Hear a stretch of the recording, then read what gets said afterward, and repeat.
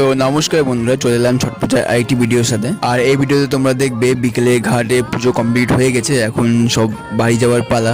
তো দেখতে পাচ্ছ সবাই ডালা নিয়ে বাড়ি যাচ্ছে। আর এখানে আমরাও কিছুক্ষণ অপেক্ষা করার পর ডালাগুলো যাচ্ছিল আর কি। তো তারপরে কিছুক্ষণ অপেক্ষা করার পর বাবা আমাকে মাথায় ডালা উঠিয়ে দিচ্ছে। আর ছট পূজার ডালাটা যেহেতু একটু ভারী ছিল, সেই জন্য পাশের থেকে একটা মামা এসে সাহায্য করলো। আর ডালা ওঠানোর সময় মাথার উপরে যে গামছায় গিরাটা ছিল ওটা বারবার করে সরে যাচ্ছিল। আর গিরাটা যদি মিডলে না থাকে তো ডালাটা ঠিকমতো বসে না, যে কোনো একদিকে ভারী ফিল হয়। সেই জন্য ঠিকমতো ওটা অ্যাডজাস্ট করে নিলাম। তো ফাইনালি ডান। তো বিকেলে পুজোটা শেষ, তো এখন আবার ভোরে আসতে হবে, ভোর 3টার দিকে।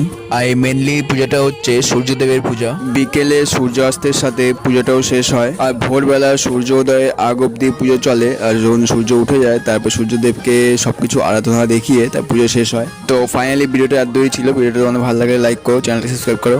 তো দেখা হচ্ছে আরেকটি ভিডিওর সাথে। ততক্ষণ টাটা, বাই বাই।